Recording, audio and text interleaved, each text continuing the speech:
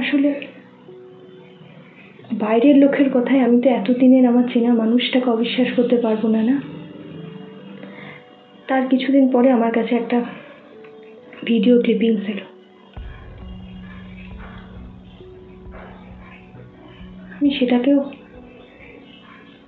যাচাই না করে বিশ্বাস করতে পারি। যখন যাচাই করলাম তখন দেখলাম সেগুলো সবই সত্যি।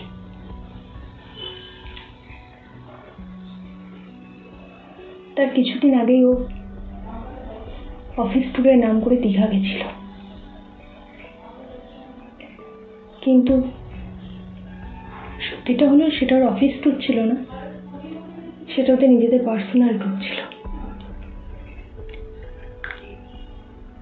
প্রথমটা থেকে এখন যা যা হয়েছে, আমার এই মিথ্যে স্বপ্নগুলো সব ভেঙে চুরমার হয়ে গেল।